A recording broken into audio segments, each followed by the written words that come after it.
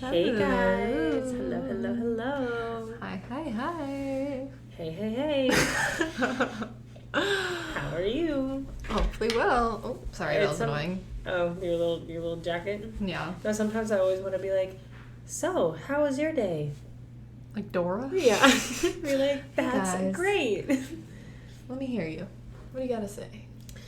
No, I hope you guys are well. I'm not. Oh. But that's for... Oh, there's not a cliffhanger there. Those people that That sigh loudly next to you and wait for you to ask what's wrong. and be like, or someone's like, oh my gosh, how are you? And they're like, oh, I'm good, except for the fact that my dog died this morning, and they just trauma dump. No, the worst. Well, not the worst. God bless them. But when they're oh, what's wrong? No. Let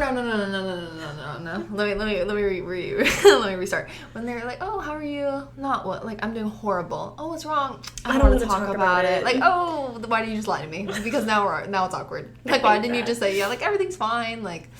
Whatever. Why do you have to put me in this awkward position? Or you obviously do want to talk about it. Yeah. So just open up. I'm not gonna pry. I'm not gonna be like, oh my gosh, no, please. No, please, I need to know. I know. I'm here for you. I am, but also. Maybe I'm not if you're going to be playing these games. Just kidding. Just kidding. JK. JK. All right, we're feeling good. Yeah. I am. I'm feeling better because I'm recording here with you. Exactly. I was going to say, my favorite part about, our recording sessions lately is I feel like we start later and later. Because, me and Ann just, do, catch up, chill, whatever. And then we're oh, we should probably record. We should probably get going. I don't know. We, procrastinate. Or by honestly. we, I mean, me. No, same. We were sitting on the couch and then... It was Hercules' fault. Hercules got up, late no, the he, cutest little way. He got, a little loaf. But, he was, a loaf, but then he, rested his chin on her and was, looking up at her. And I'm like, how is she supposed to get up? He knows what to do. He knows. And then he just left. And then... Yeah, he was all right. And then I was like, okay, that's Hercules telling us that we need to go record. Actually get up and get going. So here we are. Mia, I need to know what's going on in your life. What are the updates? Aw, thanks, Hannah. Stop. What's okay. your high tide? My high tide. Oh yeah, I look already told you because I was gonna save it, but then you exposed me. Yeah. Also, I'm really loving this candy array you have going on. Guys, if you hear me chewing ASMR, I got the new flavor of Nerd gummy clusters. Berry Punch Rush. They're straight fire. Tangy and crunchy outside, sweet and gummy inside. Straight fire. Highly, highly recommend. Nerds, sponsor us. But if you hear me chewing, that's why. But I'm just gonna chew. No, but I also love she has the gummies are in a line. She has them very organized in an array. I do. But you know what? These are gonna help me not yap as much. No. Because I just want to listen to you in your head. No, everyone wants to hear you yap. I don't think so. Pretty sure. So the listeners want. Anyways. Oh yeah, my high tide. I wanted to save it for the podcast because it's really, really good news. Pretty much right under the news from last episode, it goes Anna being pregnant and then what's right Forgot under. about that. You're oh. No, I'm just kidding. It's not close at all. But I'm finally getting a new phone. Guys. She ordered it. It's been done. Yeah. I'm not even, procrastinating anymore. It's not oh, I'm going to get a new phone. I'm talking about it. No. No. It's in I really love how, this decision really was determined by TikTok. 1,000%. It was 1,000% determined by TikTok. Because I was going to get a new phone, around Christmas time. Mm-hmm. But I was I don't need a new phone. Because my iPhone 11 is still doing me good. And I'm not, I don't know. If it's working, that's all I need. Until then she started crashing out. When I still couldn't download TikTok, and that's when I was no, this is not gonna happen. But now TikTok's downloadable. I don't think that's a word, but you can download it now. So I needed to, and I don't know what's gonna happen. I feel TikTok is just finicky now, and it scares me. So now I have to get this phone, and I have to get TikTok downloaded on the newest thing that actually works. So I'm really excited. I'm very stoked. I'm going from an iPhone 11 to an iPhone 16 Pro. That's a big jump. Like, I don't think, even for me, I had was it the 14 I had before? I think, yeah, because I went from a 12 to a 14. Mm-hmm. Hated it. I missed my 12. I loved my 12. Me and my cousin talked about this because, like, we both had 12s and then both of our phones, like, broke in the same week.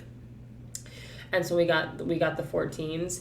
And I didn't, like, get the Pro or anything. I just got the regular one. But, like, the camera was, like, awful. Oh, like, I think I heard that. Yeah, I did not like it at all. And I just didn't feel like my phone was any better. I was like, I literally don't understand, like, why it's... I if I could go back and, like, ask for just another 12, like, I would have. Because I loved that phone.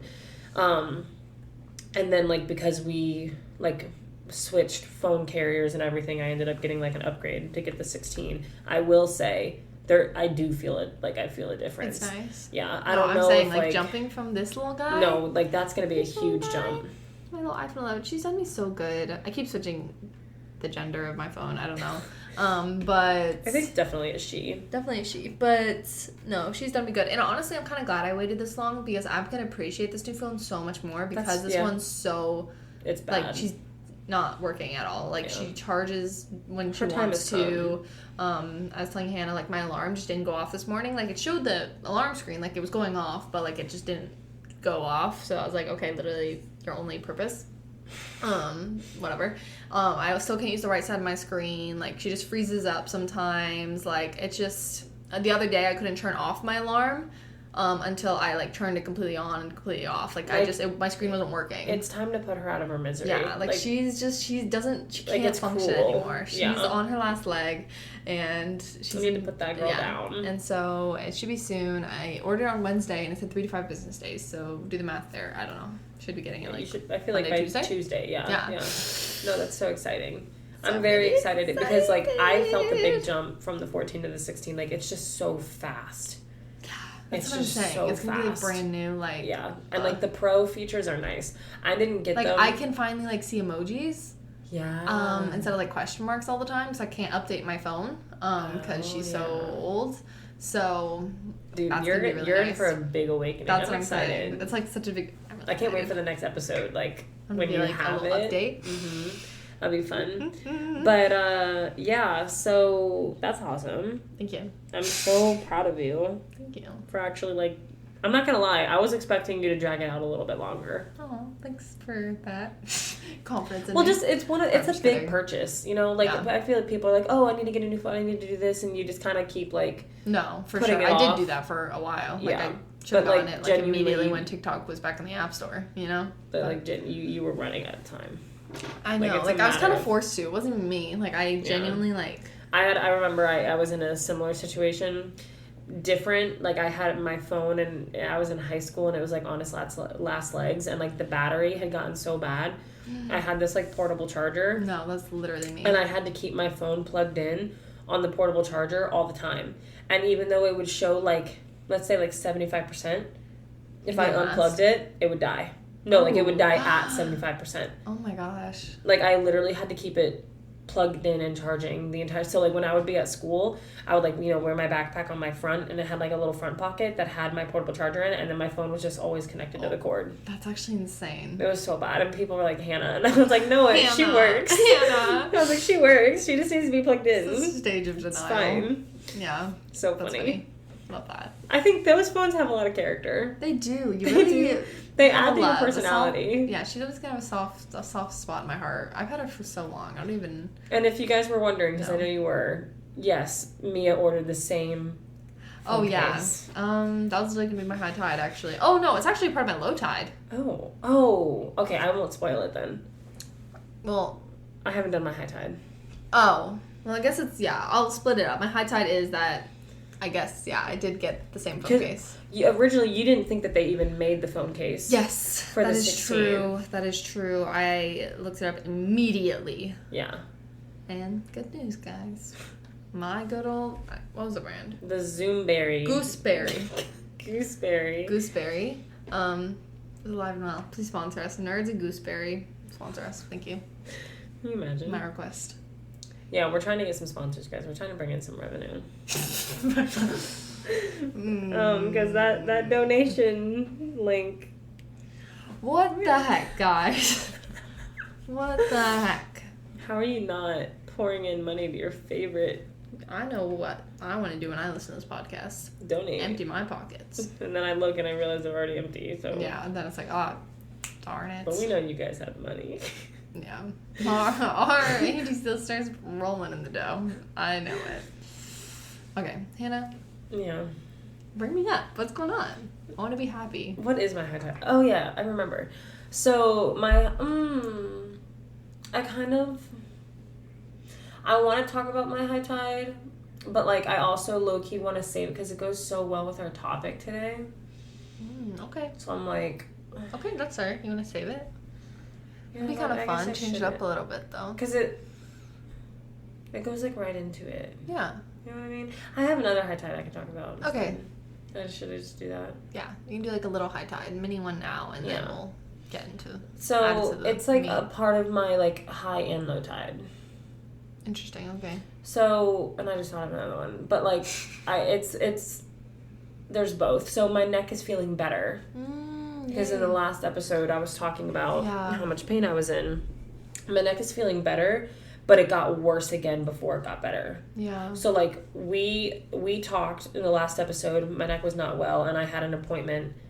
No, you like things. That was the night that it got bad. Yeah. Okay, listeners, listen. There you go. Do part of the name. Your only job. That night after I recorded that episode, like, that is when, because it had, like, kind of started, like, locking up throughout the day. And then it was that night I went to bed and I had to sleep sitting up. Yeah. And, like, I'm laying in bed and Vlad is next to me and he's, like, he doesn't ever freak out, but he's, like, concerned because I'm, like, crying and I was in so much pain. Like, I didn't have any range of motion. Like, I could not move my neck. Yeah. Which is very scary. It's one of those things, like, as someone who has also had a back injury, you don't realize how much you use your back muscles until it gets hurt. Yeah. Similar with the neck. Like, it's, you think about just, like, turning and stuff like that, but, like, your neck stabilizes so many things. Like, there were so many moments where I did not realize how often we're moving our head and we're moving our neck until, like, just slight, yes, movements. Until everything hurts. Right. And in the body, you know, everything is connected to something else. So it's like you move your arms over in a certain way, and it's all connected. So, like, I went to bed that night in an intense amount of pain. I have this neck massager, but you have to, like, kind of lay on the ground or flat in order to use it, and it felt really good in the moment, but then it was really scary because I couldn't get up. Yeah. Like, I could not, like, in order to sit up, you don't realize how many neck muscles you use to sit up, and, like, I couldn't. Yeah. Like, I literally was, like, laying on the floor and I was, like, calling for Vlad. Like, I could not get up off the ground. Yeah. That was really scary. So then, like, I couldn't lay flat. Because, like, once I was laying flat, I was okay. But, like, I can't get back up. So I couldn't sleep that way because then I wouldn't be able to sit up in the morning. Right. So Vlad started, like, going through all of his different contacts and, like, trying to find some way that I could get help because the people that we normally go to, they just left out of town. I think I mentioned that for, like, a month. So we ended up finding this place. It's called the Recovery Lab. It was amazing. She was amazing. We ended up going there on Monday. So I had one more day to, like, push through. We ended up going there, and she does, like, deep tissue sports massage, but then she also does cupping and scraping. So I went and saw her, and even she was like, girl, like, are you okay? And I was like, no. Like, she put her hand on the right side of my neck, which was interesting because my right side was worse, but the left side is where I was feeling the pain. And she was like, oh, this is not good. And I was like, yeah. So she basically just said I pulled something. But anyway, so then after that appointment on Monday, I had more range of motion just right after that appointment. And then it was sore. I got a lot of cupping done. And, like, she, like, dug into me. I mean, I'm completely bruised up all over, but, like, in the best way possible. And she was like, yeah, it'll probably be sore for, like, a day or two. And then on Tuesday, I started to feel better. And I was like, okay, like I'm starting to get range of motion back, starting to feel better. Wednesday, I went to go work out for the first time that week because I couldn't work out on Monday. And then Tuesday, I was like, I'm going to give it another rest day and like continue stretching out my neck and everything. So I went to go work on a Wednesday. I took it so easy. Yeah. So light. Like barely didn't, like even my Whoop did not even like track that I did a workout. Like so light. And my neck like locked up. And it didn't feel good. Yeah. And like I left the gym like crying, not out of pain, out of like frustration. Yeah. Because I'm just like, it's just so painful and it's so frustrating, especially when I didn't, it's not like I went to like, and I went crazy and did some insane workout or anything. So I was like, okay, so I just started doing like more of my stretches and stuff at home, and it was starting to get better. And then, I don't know, like I just kept stretching it, and like my one friend who is also a PT, like sent me exercises to do at home, and so we're feeling better now. Yeah. I was able to work out on Friday, which is part of what I want to talk about later.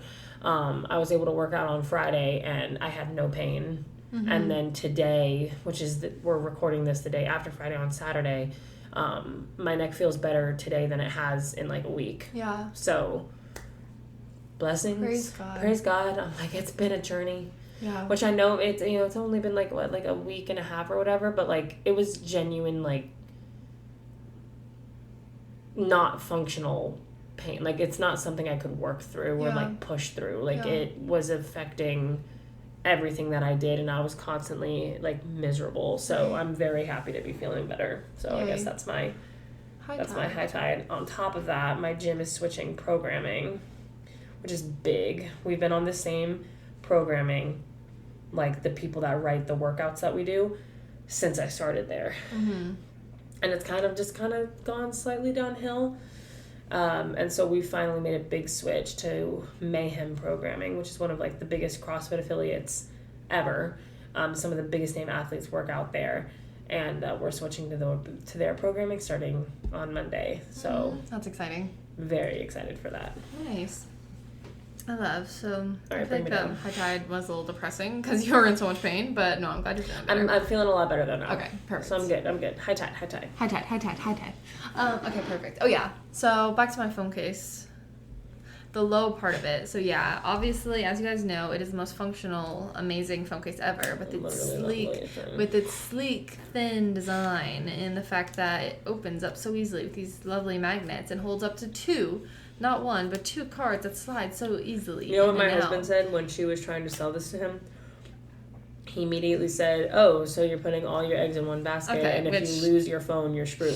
Which is honestly a very negative outlook, and you can say that with anything, honestly. Like your wallet, that has like everything. That's not your phone. Yeah, you lose your wallet, you're not using your phone. Guess what? If I lose my wallet, I can use my phone to go into my banking apps and cancel my credit cards. Oh, well. I can do that online. Type it up. Go to my bank account. Okay, if I lose my wallet, with the argument that I don't carry cash, because I don't, every single card in there is replaceable almost for free. I lose my phone, that's like $1,000. Oh, fine. Well, I've had this thing for years. No issues. So I'm getting that negative crap out of my life. I love this phone case. It's my favorite thing in the world. Low tide is that I can't get it in this amazing color that I've always loved that everyone hates. I think, honestly, the fact that everyone hates it makes me love it more. I don't know why. That's so four-coded. I love her. It makes you feel unique. Like, the more people tell you, ew, that's so ugly, and why would you do that? You're like, ooh, I'm different. This is my phone case. And I feel like, honestly, again, the functionality of it. I lose my phone, like, in the couch, like, I'm looking, like, oh, there it is, bright green. Beautiful right there. It's always a pop of color. It doesn't have to match an outfit because it purposely doesn't match any outfit. Like, it's so perfect. Anyway, so I was really excited to see that they did have this type of phone case for an iPhone 16, but they didn't have this color. Gatorade lime green. So I got white. I had to go from the top to the bottom. Now it's the most boring thing ever. White is amazing. And I feel like it's gonna get dirty. That's something I'm scared of. So I have it. That's still a very light color. If that gets dirty, you can still see it. That's true. With white, you could put like stickers on it. Yeah. And like customize it. I guess. Make it even more unique. I guess. But anyways, that wasn't even what I want to talk about, my low tide. You just reminded me of the phone case. Sorry. My real low tide. Tell me. It's actually, Bring me lower. It's happened a really long time ago. Oh. Not that long, but it happened kind of a while ago, and I don't know why it's, like, relevant more now, so. But anyway, so I was going in my trunk once, and I have, like, these, like, little bracelets I got off Amazon. They're just, like, silver, whatever. And so, you know, like, for, like, jewelry, sometimes when it has, like, a clasp and it has, like, obviously the little loops, and then almost like a ball at the end. Yeah, Does that make sense? You guys picturing what I'm saying? So anyways, I'm getting something out of my trunk. Lifted out my trunk. And then the little ball at the end of one of my bracelets got stuck in this little crack in my brake lights. Oh. And it, like, broke off. Super weird. So I was just like, okay, I thought I could just slide it back out, because I'm like, how did it get in there? It's impossible to get out. I literally have tried to pull it out. I've tried to, like, wiggle it. Like, I don't know how to get it out. Obviously, I could, like, find a way, but I didn't really think much of it. I was just like, okay, I think I was in a rush that day. I was just like, whatever. Slammed my trunk closed. Left it to be. But even, like, when I was trying to mess with, like, my paint was dripping and stuff. Like, it was just, like, it was stuck in there. I was like, let me stop messing with this. Anyways, I kind of forgot about it. I was like, I don't really go in my trunk that often. Like, I don't know. It's just like a cute little anklet hanging off the back of my car now. Like, I don't know. I didn't think much of it. Gail has a piercing. No, literally. She's just living life. Anyway, so I kind of forgot about it. My mom saw it, like, yesterday or something, and she was like, what do you have, like, in your trunk? I was like, oh, yeah, I forgot. Also, I really liked that bracelet, so I was also sad that my bracelet broke. Yeah. But anyways, I was like, oh, yeah, that's there. Not thinking anything of it. But literally on my drive here... Yeah. I hate when this happens. You know when you're, like, at a stoplight, and then, like, you can see, like, the person next to you, like, trying to get your attention? Yeah. That was... I hated it so much. I was like... It's so awkward. I know. I was like... Did your brake light go out? No, that's what I was... I was, like, thinking of, like, every possible... I was, like, do I swing my, like, ceiling? I didn't know what was happening. So I just barely rolled my window down. I was like, hello, sir. And then he's like, you have a necklace out of your trunk. I was like... Okay, first of all, why do you even care? To be honest, like, why do you care? I would never. And I was like, just so I was like, why? Like, I was like jamming out too. I was like, why would you interrupt me to just tell me? It just really bothered me. It was just fresh in my mind because it literally just happened on my way here. But I was like, why? Why do you need, like, feel the need to stop me? Roll down the window, had this awkward interaction where I have to roll down my window, and I couldn't find because it's dark, so I, like, was locking my car by accident instead of, like, rolling my window down. Probably. And so it was, like, awkward. I know, because, you know. Female drivers. No, I'm telling you. No, literally, because you know how, like, you forget how loud the lock sound is, like, when you're not in your car? Like, you can hear it. So he probably, like, heard me just locking. He probably thought I was, like, going insane. I was like, oh, sorry, sir, what can I do for you? And then it's even more awkward because then I just roll my window up because I was just like, oh, yeah, no worries. Like, I know. Thanks for letting me know, I guess. I don't really care. Rolled my window. This was the longest light ever. So we're just, like, awkwardly just right next to each other. Like, it was horrible. Really, like, the most, like, random, inconvenient, nothing issue. But it really bothered me. And I still have the bracelet stuck in my car, so... She's still there. Isn't it so funny when, like, my trunk is just wild right now. Between the accident where it's, like, all scraped up and now it just has, like, this bracelet hanging off. She's very identifiable. I probably shouldn't be telling everyone exactly what my car looks like, but you don't know. No, I think it's so funny, like, when those situations happen when something gets stuck so easily... And then it's impossible to get it out. I don't understand that. Like, I literally was just opening it up, and it, like, somehow slid in there, and it was just like, no. Someone, like, super glued it. I was like, I don't know. It was just, again, a very inconvenient thing that bothers me. But she's just there, so. And, again, I lost the bracelet, so it's just, like, a sad... stuff happens to you. Like, the most random, I would so never heard of it happen to anybody else stuff happens to you. And I really liked that bracelet, and now it's, like, broken. No, that's unfortunate. And I'm sad. Oh, and I have a knot in my hair. I just found out. So but wasn't this supposed to be a high tide?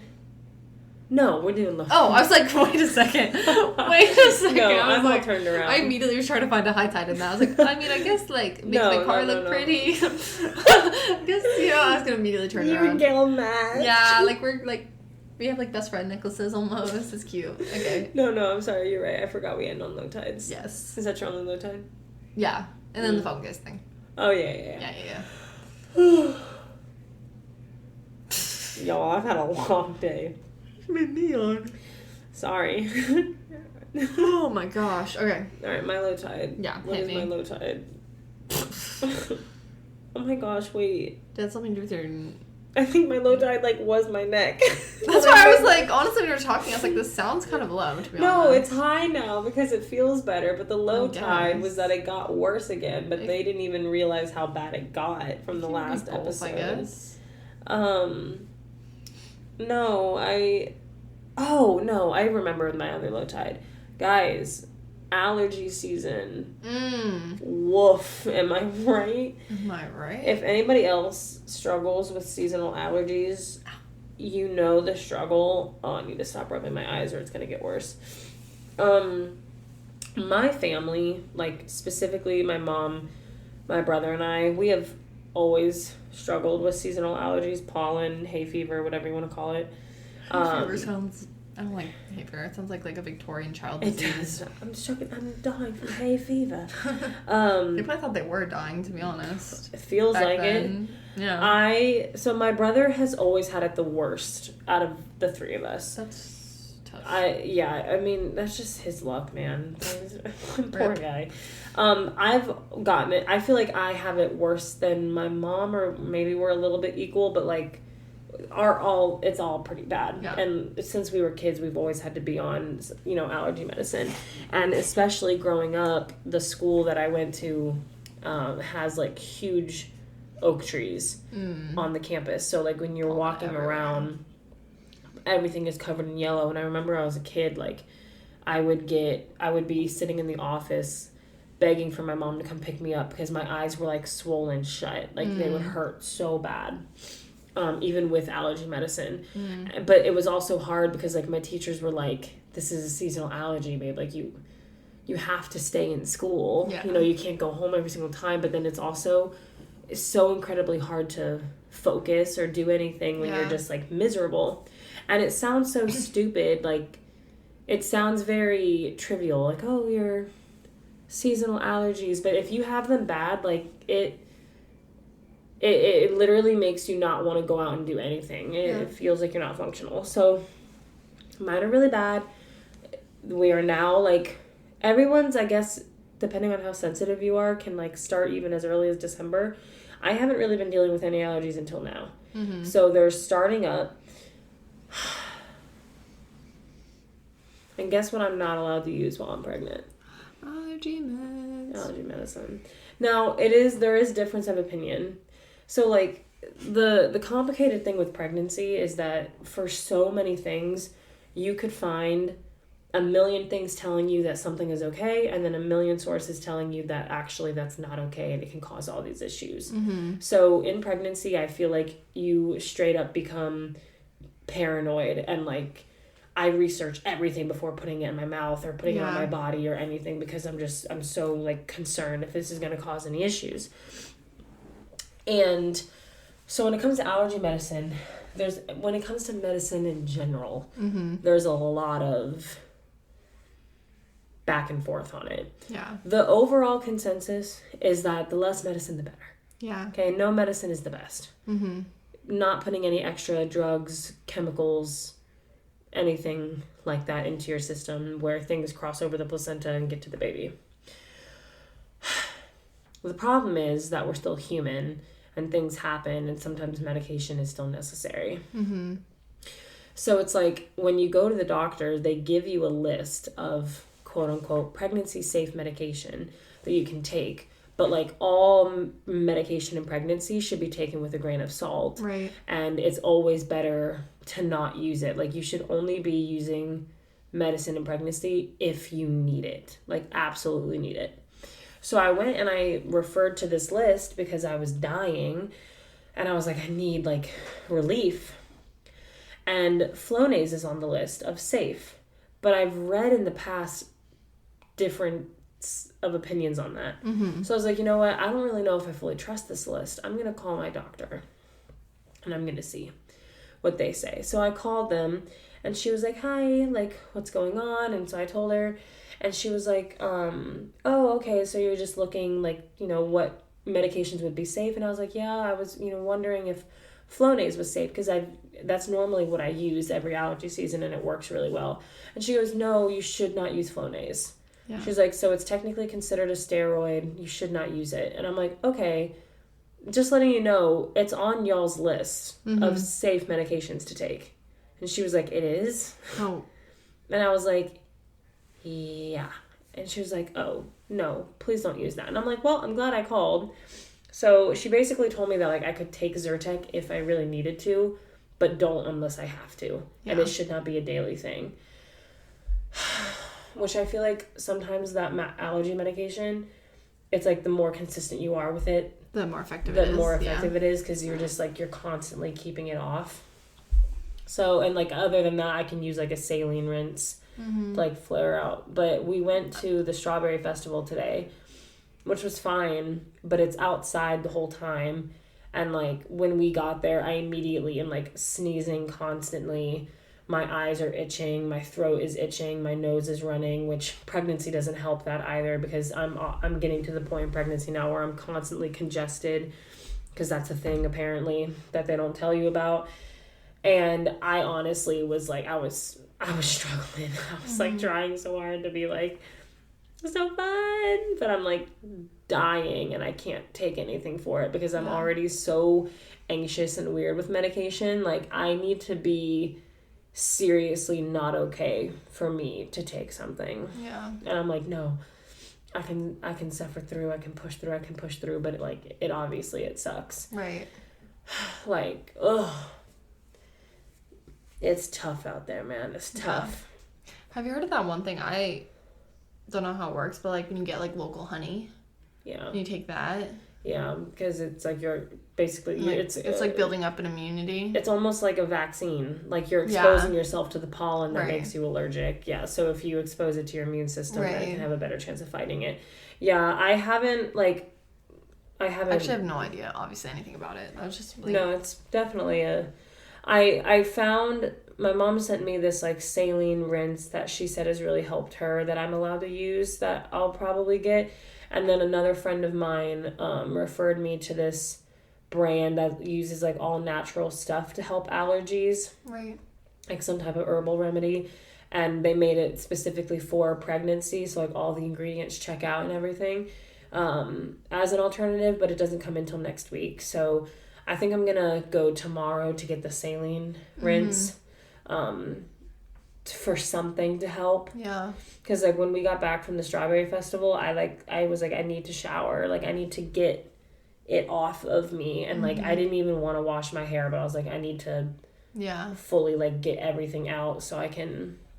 I'm definitely doing better than I was when I was outside, but it's rough, man. Yeah. That's definitely my low tide. I can imagine, yeah.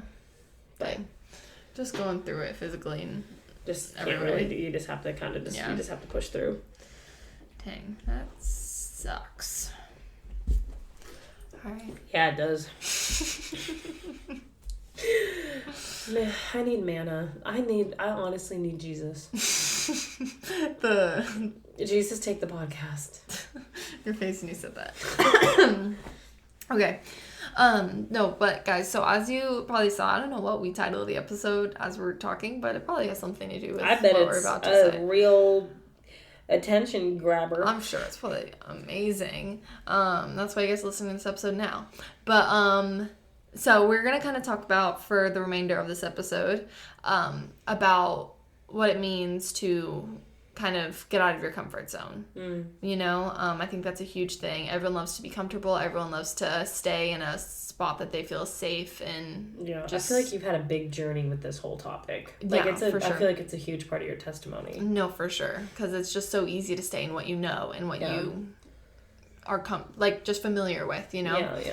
No one loves change, is what we kind of talked about last episode, but especially no one likes to not be comfortable. No one likes to feel it kind of goes like it's almost like a part 2. I know, part 1, part 2. Episode. But as we were obviously referring / planning whatever to this manna, thinking about scripture, and I think scripture is really cool because sometimes like I've even found myself, you know, almost looking up certain verses for specifically my problems. You know, like I want like the Bible to say like Mia, this and this, like do this and this. Yeah, like that's what I want. Yeah. And obviously, you know, I'm like searching the Bible app, like searching keywords, trying to find something that like refers to almost like what even I want to say, which sounds horrible, for like this manna, which I'm really glad that honestly they didn't have it, because I feel like that's when, it's almost more Lord led, when you're not trying to find verses that fit your idea, but you're kind of truly basing it off of what scripture says and what the people did back then. And that's what I mean by not necessarily finding scripture, but thinking to the Bible and how this idea of getting outside of your comfort zone is portrayed honestly pretty often in a lot of Bible stories, especially like in the Gospels, and just how people reacted to Jesus, especially. I feel like Jesus' whole life was being nothing outside but of your comfort zone. And like so many people were choosing, even like if you think about his disciples, that's not even like what I was thinking about, but all of them were leaving what they knew to follow him. Yeah, like completely leaving what she knew and going with Naomi. Just the whole, there's so many examples of it, but one specifically, this is one of my favorite stories in the Bible, and it's about the woman with the blood issue, because I think it's just so special to think about just how, like, just Jesus's impact. Like, if you think about her story, there's this woman, she had this blood issue for 12 years, and no doctor was able to help her. She was a complete outcast, because with all of the what's the word? I guess not like rules, but the pretty much what you had to do if you were unclean. Cultural expectations. Yes. Back then was you're away. Like, she couldn't talk to anyone. Like, she was very much like outcast. I always recommend it. But the Chosen episode on this is absolutely incredible. I cry every time. Really? It's so good. It's such a cool, like, it's just an amazing representation of this woman being completely outcast.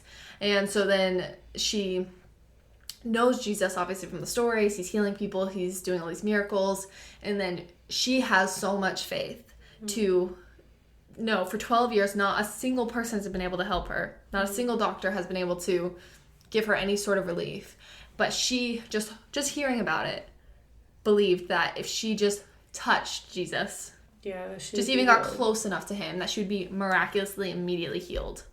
Just that in general is insane. That amount of faith. That could be a completely other topic and rabbit hole we could go down. But anyway, so 12 years is also such a long time. But she, thinking again to this idea of what the extra topic, I want to stay kind of sort of, on subject. But she probably built such a routine, of avoiding everyone, probably doing like her chores and stuff away from everyone, not being a part of the town, dealing with her blood issue and figuring out just ways to cope with it. She almost built a routine.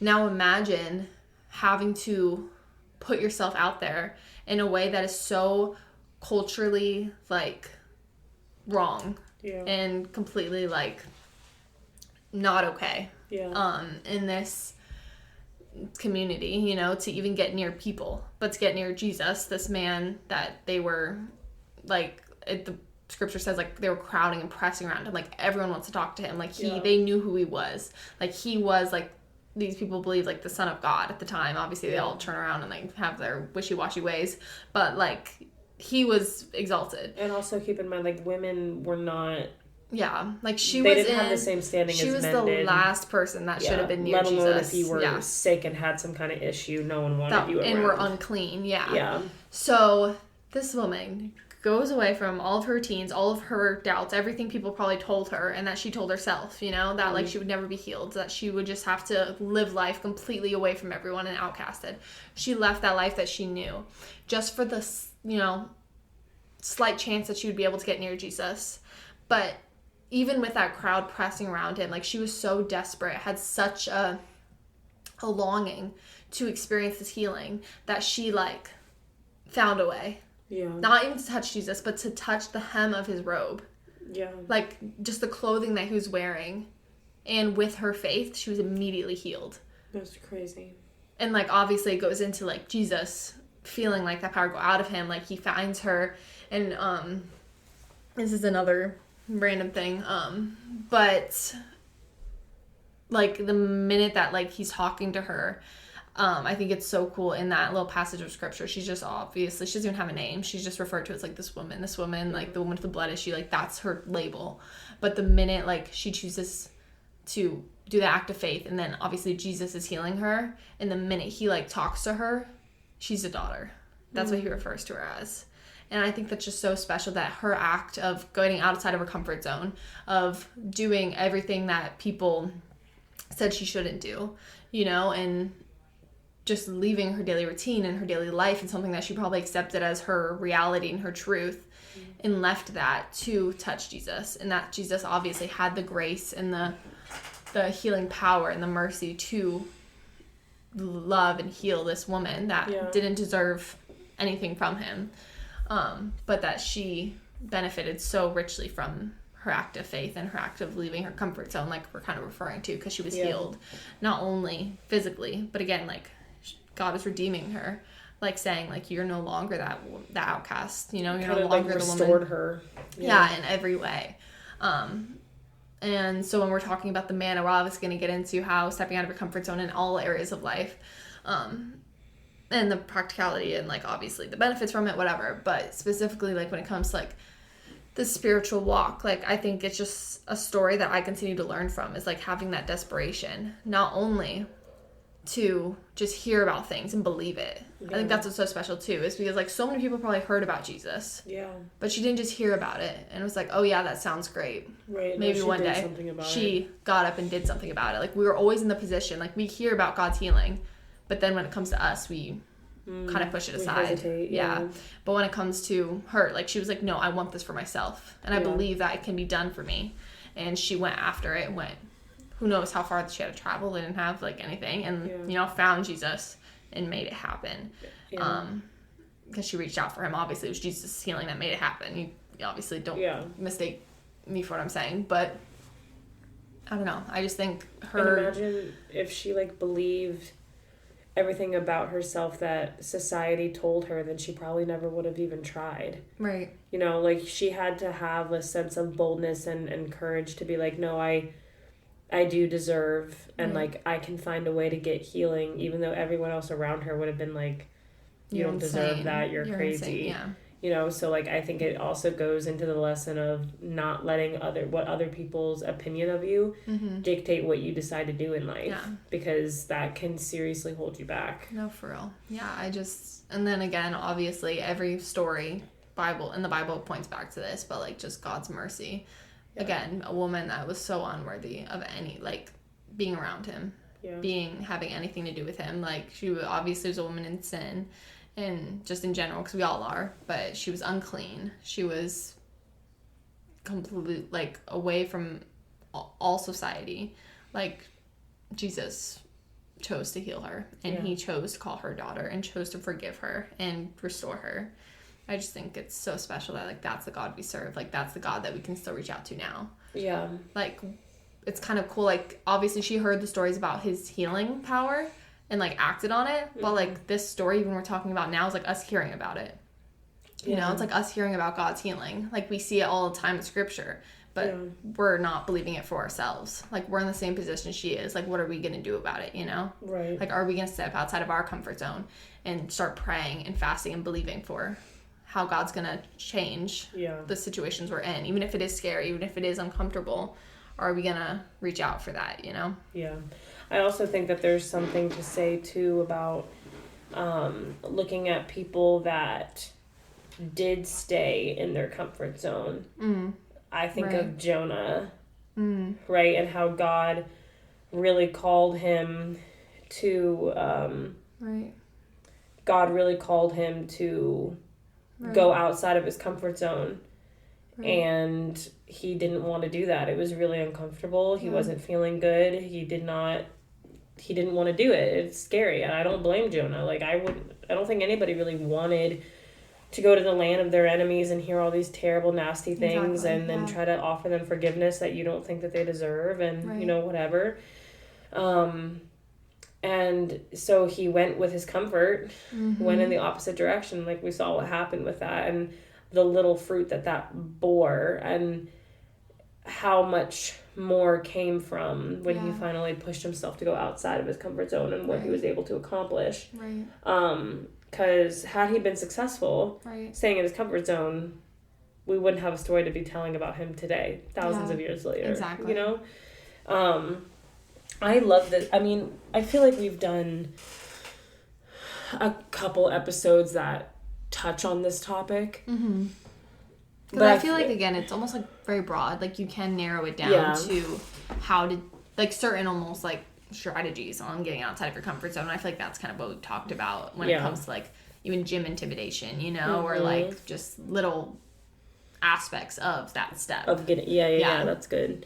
I thought about this topic because what I wanted to talk about for my high tide that directly applies to this is on Friday,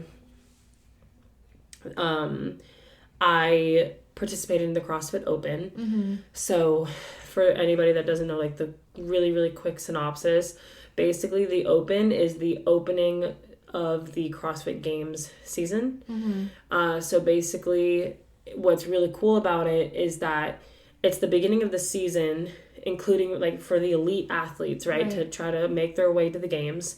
But it's the one time where every single person in the CrossFit space, whether you are an elite athlete or you have just begun, all are doing the same workouts all together at the same time across the world. Mm-hmm. And it's so, so cool. It really is like the pinnacle of like the community aspect of CrossFit that I love so much. And it also is the best demonstration and representation of how CrossFit is for everyone. Mm-hmm. Like the elites are doing this workout, and guess what? You can do the same workout. Yeah. You might scale things down differently. The weight might be lighter, whatever it might be, but you are essentially still doing the same workout tailored to your needs. Mm-hmm. So it's honestly, it's so cool. And so you pay a small fee to register for the Open. And then what's cool about it is like every CrossFit gym across the world, most of us do what we call like Friday Night Lights. So the Open has changed in length. Some years it's been 5 weeks long. This year it's 3 weeks. And it is one workout released every week. And basically you do these workouts and then you upload your score. Mm-hmm. And that's part what you're paying for, is to be able to upload your score onto the worldwide leaderboard. So you get to see where you rank in the whole world. That's crazy. And then you get to see where you rank in your country. And then you get to see where you rank in the region of your country. Yeah. And all those things. And it's data to literally show the Open is the test of your fitness level. Every week there's a different workout that tests your fitness in a different way, and then by the end of the Open you have like your overall percentile of how you did in the workout, and you get to see how you did. So it's really cool because it does push you outside of your comfort zone. For a lot of people, including myself, this is like your first kind of taste into what competition feels like, because when you're doing the Open, for Friday Night Lights, like it's almost set up in a competition like style. You have a judge, so they will no rep you if you don't do a movement to the right standards or whatever it is, and it's just all of us working out together at the same time, and every other gym across the world is like doing the same thing. Yeah. Because the workout isn't released until the Thursday before. So every Thursday for the next 2 weeks now, because we just did week 1, every Thursday the next workout will be released, and then you can do it, and you have until the following Monday at like 5 p.m. or whatever to do the workout and submit your score. And then every week, is different, and that's why it's such a great test of fitness, because you don't really get to prepare for it. You don't know what it is until the day before. It's not like you've been like training for it. Yeah. Right. So that's why it's like a great test of your fitness, because it's like, all right, you've been training and you've been going to the gym consistently. We're just going to throw this test at you, and we're going to see how you do. Right. So I originally, because of being pregnant, was not going to do it.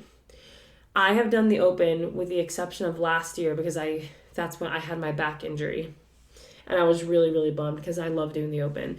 But 2021 to 2022 and 2023, I did the Open 3 years in a row. And it was really cool because you can genuinely see the huge jumps, the growth, yeah, that I made in my ranking on the worldwide leaderboard.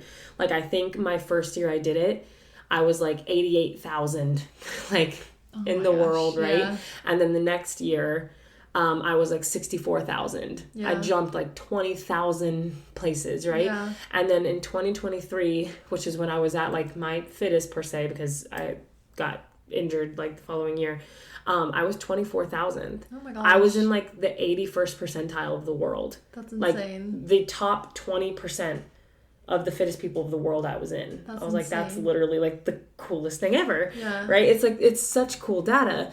And again, we're talking about the fittest, right? We're not talking about the strongest, the fastest. We're talking about overall general fitness. You can throw any test at me and I'll be able to do it somewhat well. You know, the generalization of health and fitness. So really, really cool. Anyway, so I was really bummed, selfishly, that I wasn't going to be able to do the Open being pregnant. And then I was like, you know what, we'll see, because there are some of the movements. So with the Open, there's RX, which is like the hardest version of the workout. And then there's the scaled division, which is slightly easier. The weights are a little bit lighter. The gymnastics are not as intense. And I was like, okay, well, maybe I could do it scaled. There are still some things in scaled being pregnant that you really shouldn't do. So I was like, I don't know. And I told myself, I was like, okay, if I can do the first workout, I will register. Even if I can't do one of the other ones, I will register for the Open if I can do the first workout. So they announced it, 25.1, the first workout of 2025. And I was like, I can do that. Yeah. I was like, so I'm going to register. I was like so excited to like actually like do the workout. And I was getting serious FOMO and everything. And I was a little like uncomfortable because I was like, it was a moment of like ego needing to be reined in. Because I was like, I look at my score from like 2023 and I'm like, realistically, I'm not as fit as I was. I'm stronger and like there are like I'm probably fitter in general, but I'm pregnant right now. Yeah. That's gonna be different, yeah. Yeah, and like the first like 2 months of this pregnancy, because the first month I didn't really know I was pregnant, but you know, those first 2 months, like within that first trimester, I was so sick and like I wasn't really able to work out. So my capacity wasn't as strong, and I'm starting to get back into it now, but it takes some time. And of course, like, pregnancy changes everything. Like, my hormones are different now, which changes so much. And especially where I'm at now, I'm 17 weeks today. Like, my body is starting to feel different as it's growing. It feels heavier in weird places, and I can feel, like, where the baby is. I can feel when I'm moving. Like, it's like I don't have a bump yet, so it's not necessarily like it's getting in my way, but I can literally feel it. It's very, very strange. So I'm just moving a little bit differently, and I'm being more cautious, all the things. Right. On top of the fact that while I was doing this is when my neck has been, like, not great either, right? So everything is a little crazy.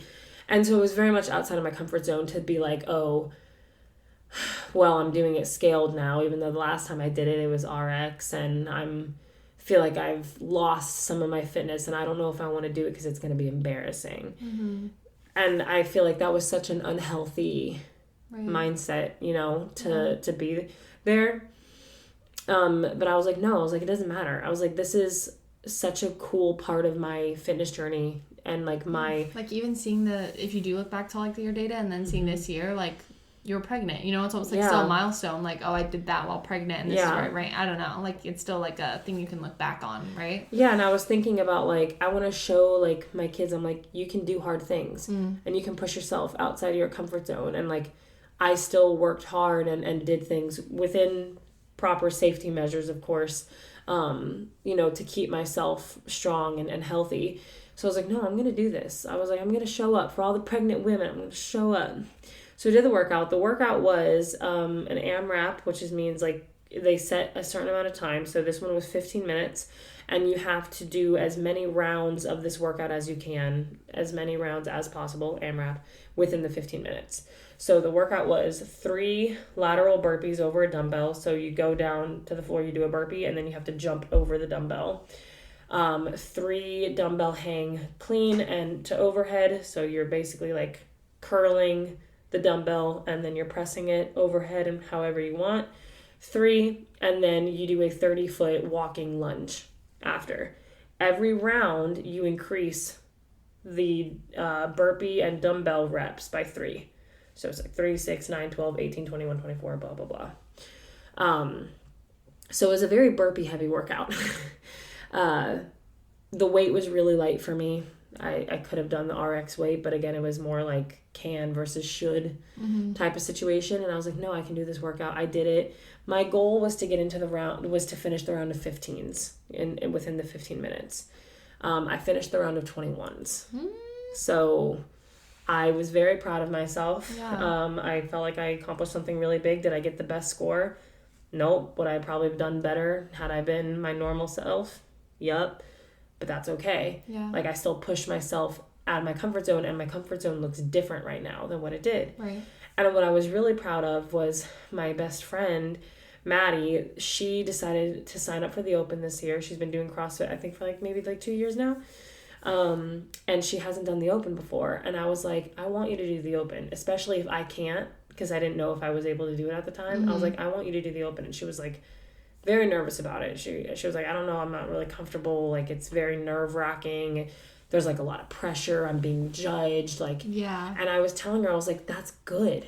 Yeah. Like, it's okay to feel pressure. Right. It means you care about something. Like, use it to make you want to be better.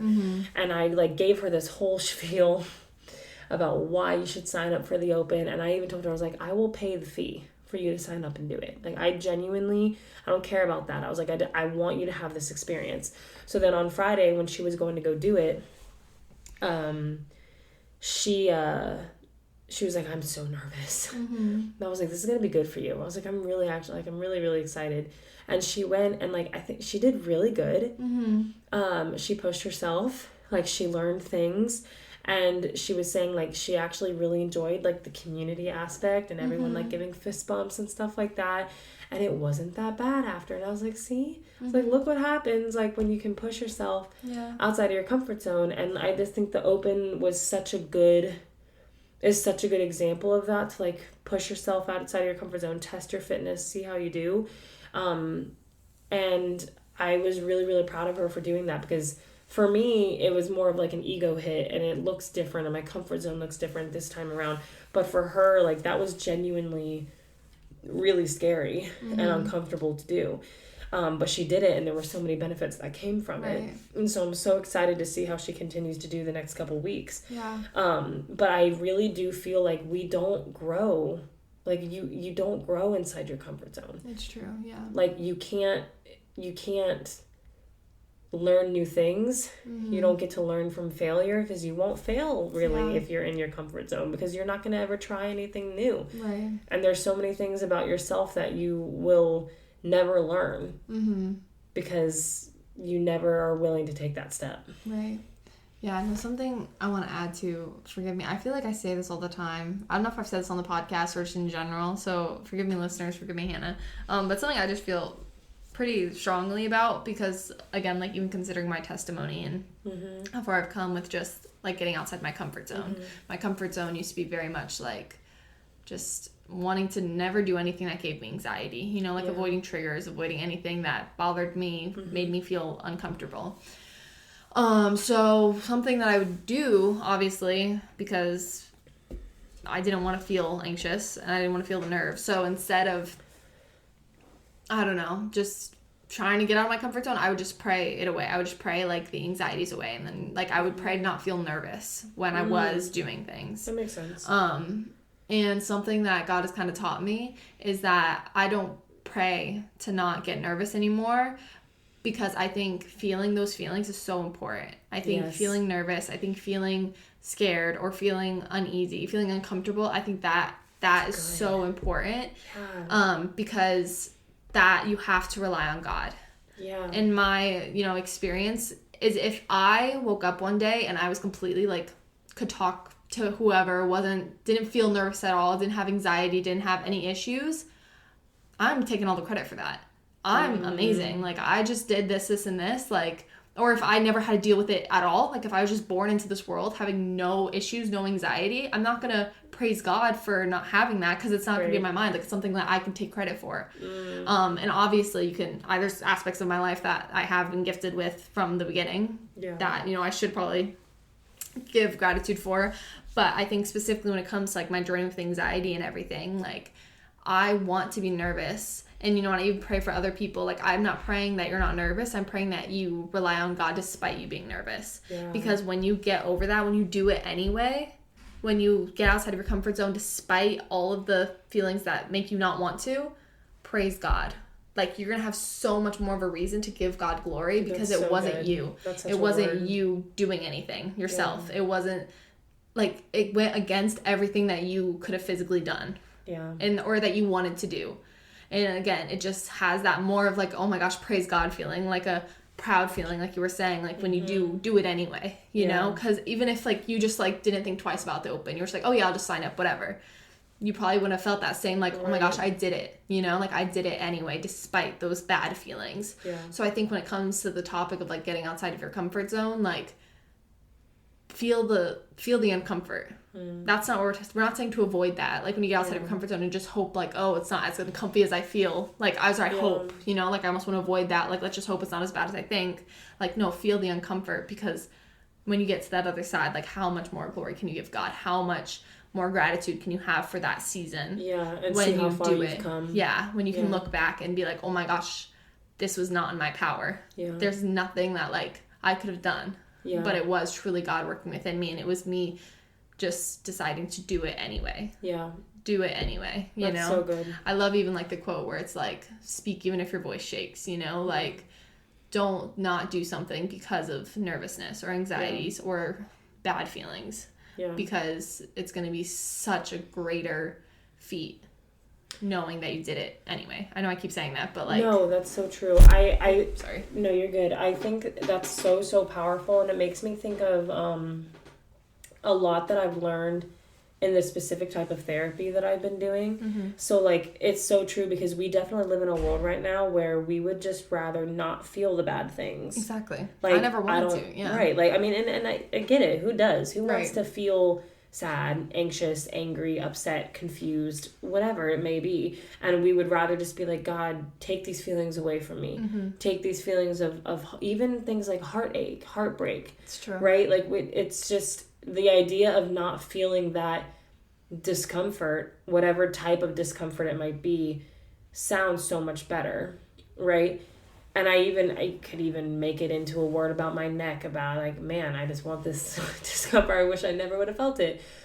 But one of the biggest things that I've learned in therapy that goes with what you were saying, one thing that I've learned about the like human emotions is that every single one, including the negative, they all have a purpose, right? Like, it's not bad to feel angry, to feel sad, to feel anxious, to feel pressure, to feel whatever emotion it might be, because it's communicating something. Mm-hmm. And that's what the one thing I've learned is, like, not only with our emotions, but with the way that we cope, and sometimes unhealthy coping mechanisms and things like that. Every distortion or thing that we do as humans once had or does have a positive use. Right. But too much of anything can become bad. Dangerous, yeah. Or if we use it in the wrong way and it gets twisted, then it becomes harmful. Right. But it's like with anxiety, if you have anxiety before a big test, that's good. That means you care about the test. Use it to study, right? If you didn't care about the test and you didn't feel any anxiety about it, then you're probably not going to study for it, and then you're not going to do that well, right? So like there's limits. Obviously, we don't want to have so much anxiety that we ruin our sleep and we literally start like throwing up, and then we decide to not go and we avoid the test because of it. But like feeling that pressure, I guess I like the word pressure, feeling that pressure can be good. And sometimes it's so uncomfortable and we're like, ew, get this feeling off of me. I don't want to feel this anymore. But think about more, what is this communicating? And how can I use it for good? Okay, I'm feeling a lot of pressure about doing this workout because I want to do good. All right, let me make sure that I'm training properly. Let me make sure that I get enough sleep the night before. Let me make sure that I'm eating correctly. Let me make sure I'm hydrated. And if we didn't feel that pressure, then we wouldn't be doing this mental checklist to make sure that we're doing all the things right for our body, right? So it has such a positive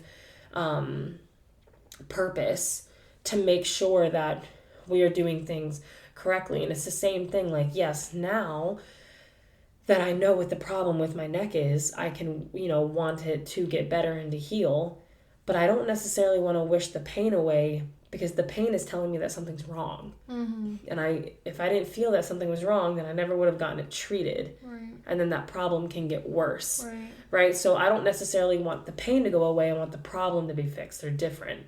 The pain is the symptom. I want the root issue. I want whatever muscle was strained to be relaxed. I want, if something is out of alignment, I want that back into alignment.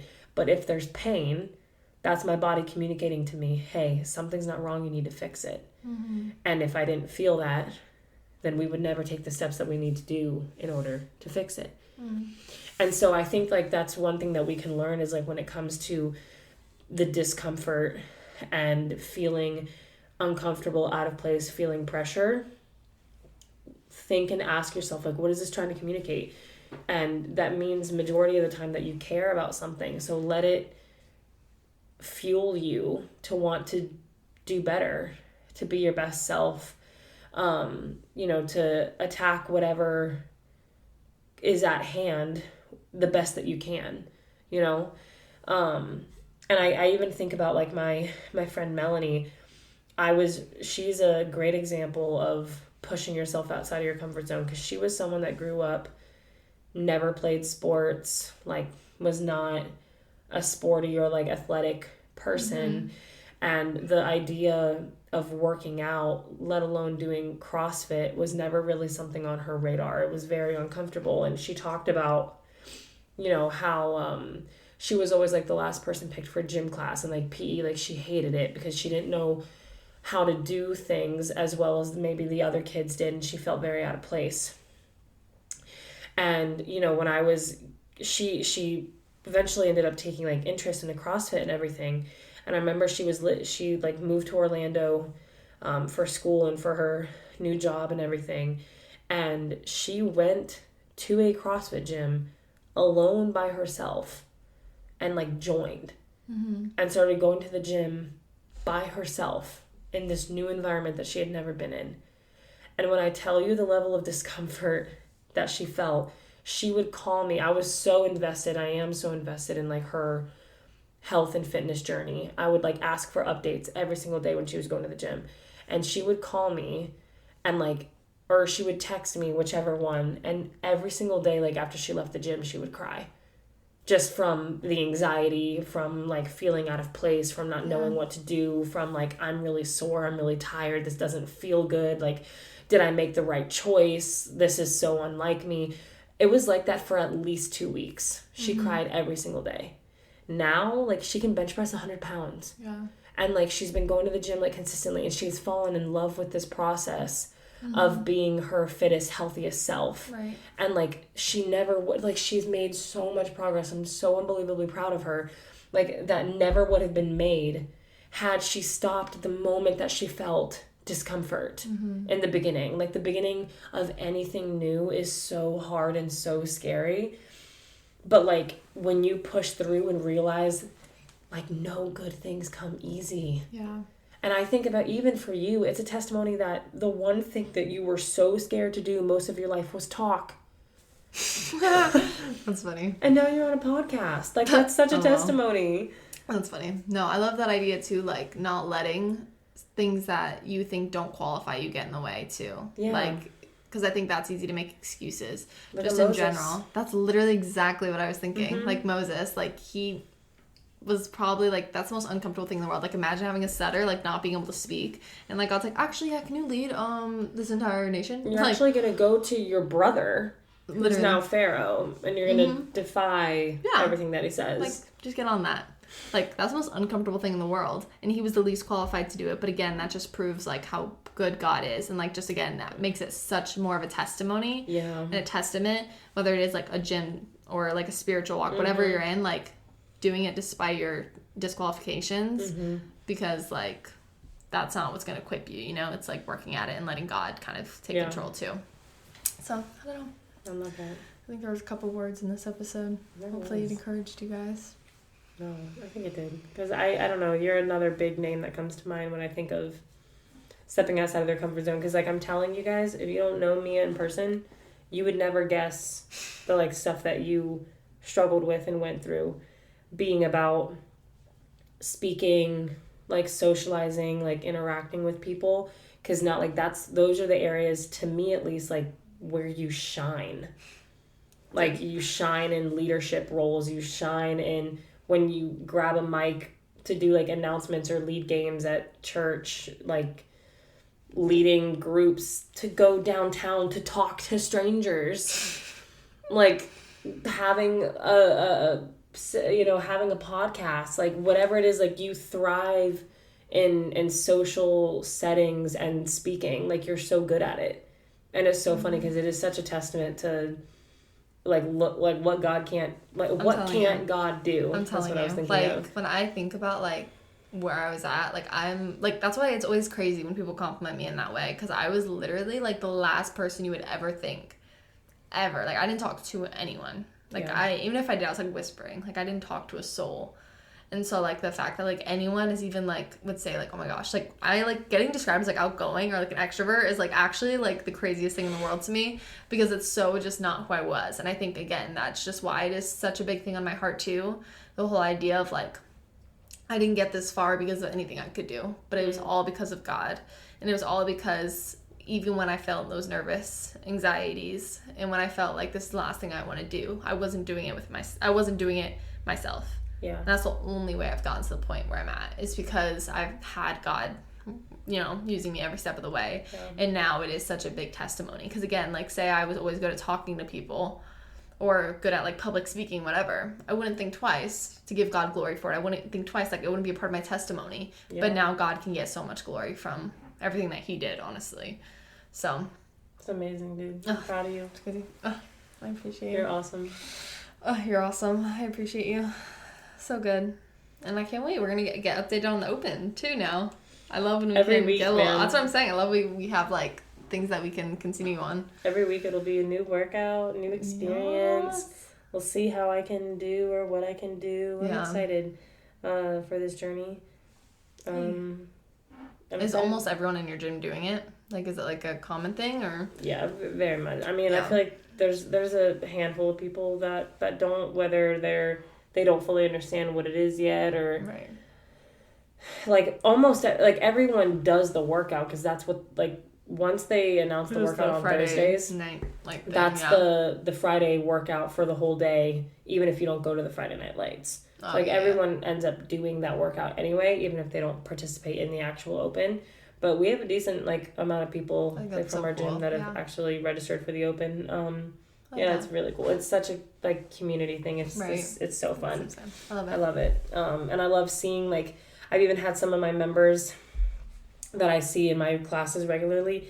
Like, there's one girl in particular where it's her first year doing the Open. Like, I, like, kind of, like, talked her into it, kind of tried to convince her to do it. She was like, I don't know, like, you know, if I'm good enough to do the Open. And, like, Maddie had said the same thing. And I was like, saying that you need to get fit to do the Open is like saying you need to get right before you go to church.